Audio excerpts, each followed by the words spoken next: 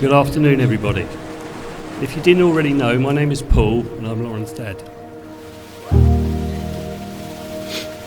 I'd like to thank you all for making this very long journey up from the south coast, with some of you coming from even further afield. And I think you will all agree that it was well worth the time and the effort, as the Hidden River Barn is a wonderful place for a wedding. I know I am genuinely the luckiest man in the world to call you my wife. You are the strongest, most kind-hearted and beautiful person, and I could not be prouder. You are the most incredible mummy to George. He is a true reflection of your hard work and patience, and we both completely love the bones off you. I know I drive you absolutely insane most of the time, but I honestly couldn't be happier to be sat beside you today at this beautiful venue.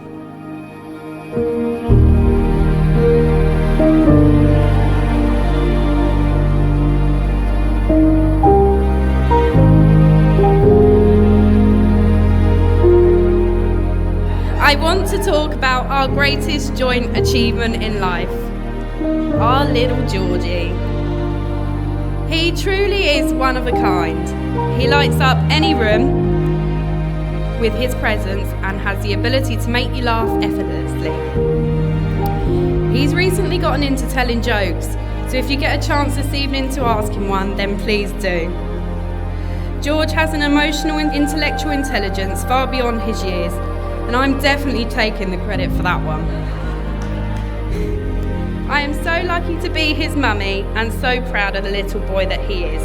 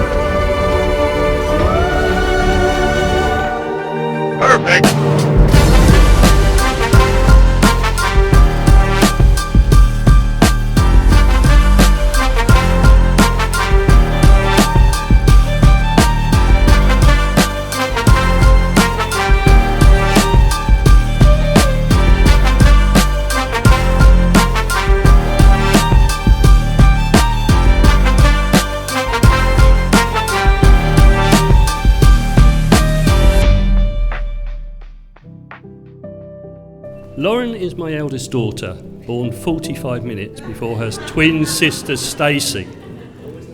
From that very first moment, life was never going to be the same again for me and my wife Jane. Not only did we have two babies to look after, which was always going to be a huge challenge, it was things like the house wasn't big enough, so we had to move house. The car wasn't big enough to take a double buggy, so we had to change car, and so on.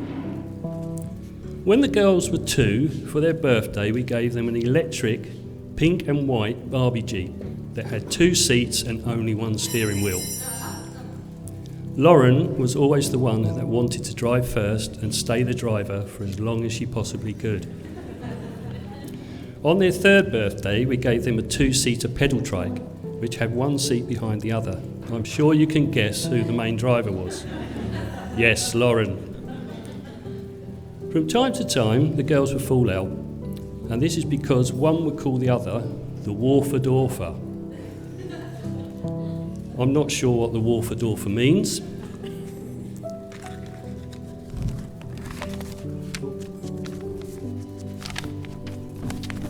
But the argument would go something like this. I would ask them why they were arguing, and one would say, "She called me the Waldorfer." And the other one would say, "I'm not the Waldorfer, she's the Waldorfer. I'm not the Waldorfer, you're the Waldorfer." And it would go on like this for some time. I'm still not the wiser as to who the Waldorfer is. I remember bath time and hair wash was always a fun time for them, because afterwards, with their wet hair wrapped in a towel, they would run around the house in the nude with their arms in the air, screaming and laughing. They called this a nudie run with a turban head. And I'm pleased to say this activity stopped once they reached 18.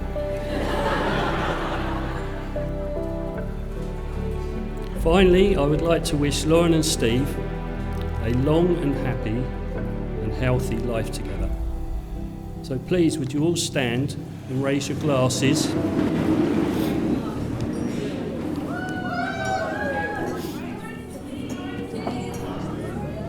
To Lauren and Steve. 11,424 days we have spent together as the Rosser twins. Before that, we spent 9 months together getting ready to enter this world, and you popped out 45 minutes sooner than me, and don't we know it. You were the twin who loved pink yet contrastingly dressed as Avril Lavigne.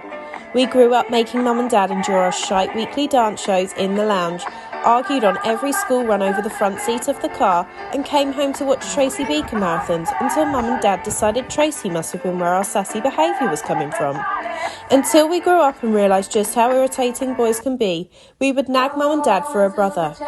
We've grown up sharing everything, including our surname, but today you move into your wifey era, officially as Mrs. Goater. So as you can probably all tell, most of the organisation for this wedding has been completed by Lauren. All the little touches and effort has made it feel really special. I mean, how many weddings have you been to that have a beer pong table? So make sure you get up there later and have a go.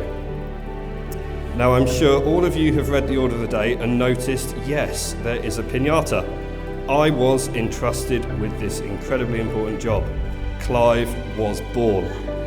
I can guarantee you will all thoroughly enjoy him later, so that is something to look forward to. Lauren and I know everything has taken a lot of blood, sweat and crafting, and has sometimes been a tad stressful, but you have smashed it, so thank you. I know I touched on it earlier, but honestly, thank you everyone for travelling the hundreds of miles up here. It means a great deal to us, and I hope you can see why we fell in love with this place 1 year ago. You are all very special to us, so let's drink to everyone in this room. Cheers. Thank you to all of you girls for the effort and support, especially you, Stacey. You have been amazing and we are so grateful. And that deserves a drink and a cheer because I know how demanding my beautiful wife can be.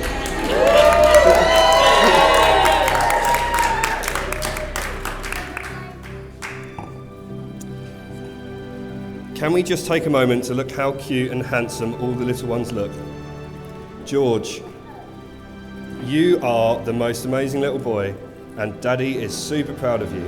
Don't ever change. Remember to always be kind and continue to shower everyone in your love with that cheeky little smile. Mummy and Daddy will always be here for you. We love you to the moon and back.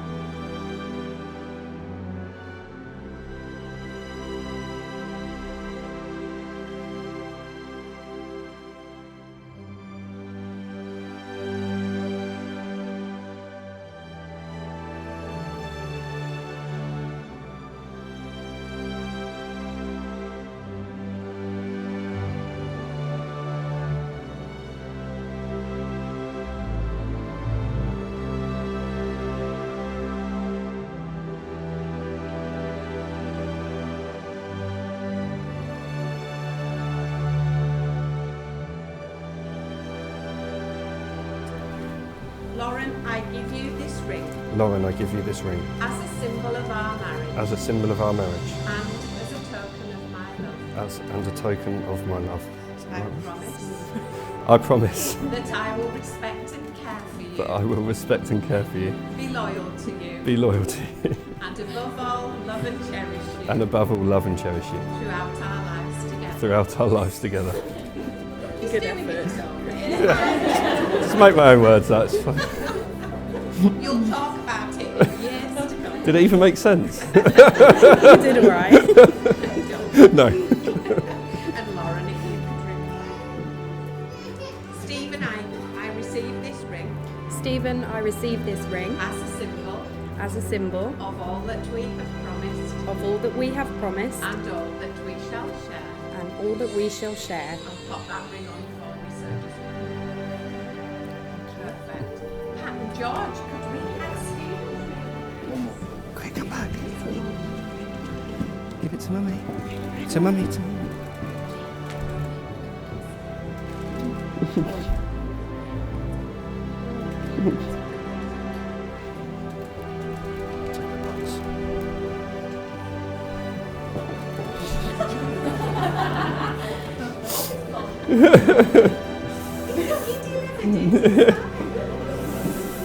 So if you'd like meant to to pop be the rugby ring onto player. Stephen's finger, halfway on and hold it there.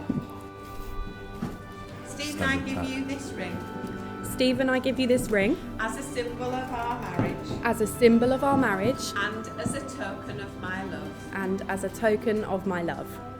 I promise I promise that I will respect and care for you, that I will respect and care for you, be loyal to you, be loyal to you, and above all, love and cherish you and above all, love and cherish you throughout our lives together. throughout our lives together. Steve, if you could do that. Lauren, I receive this ring Lauren, I receive this ring as a symbol as a symbol of all that we have promised of all that we have promised and all that we shall share. and all that we shall share. Perfect.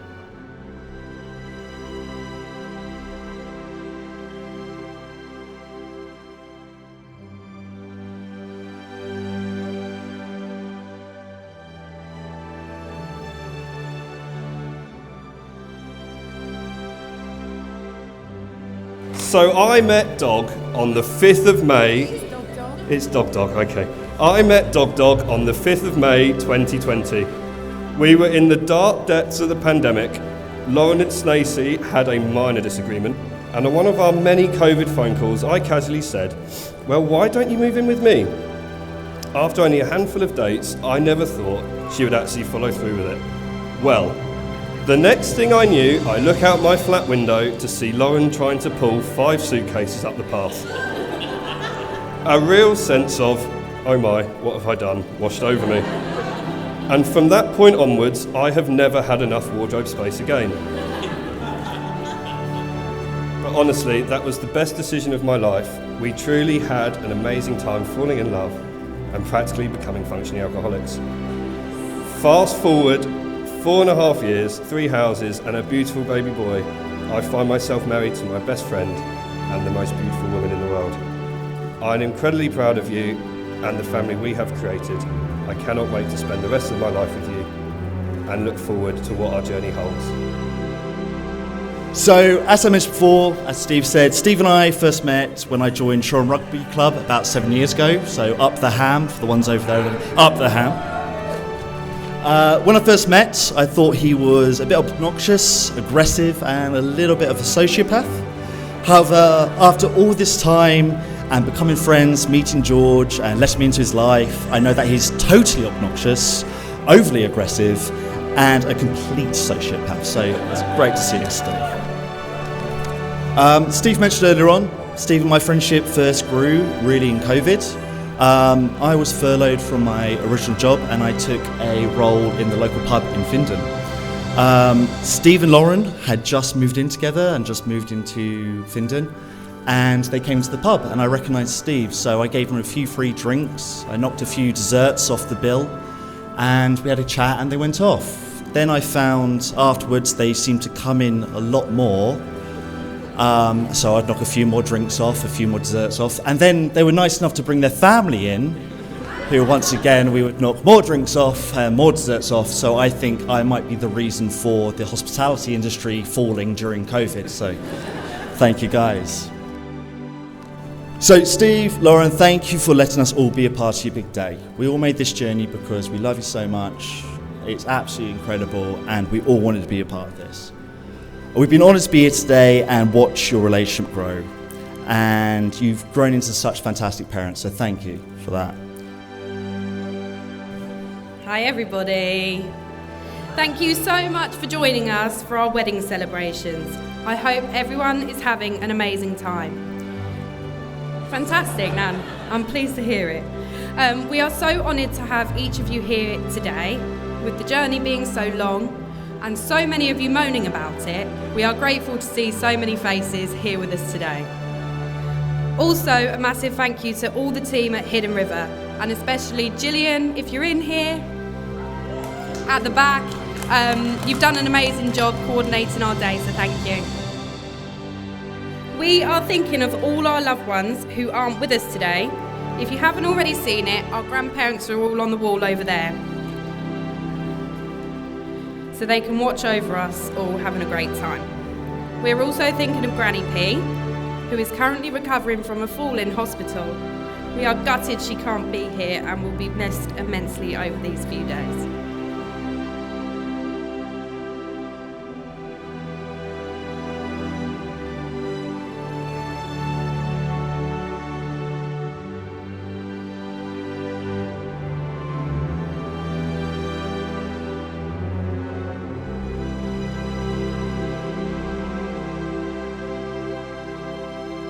We had a few more days before COVID meant lockdown, and I did not know how we were going to make it out the other side, knowing we had spent so little amount of time together.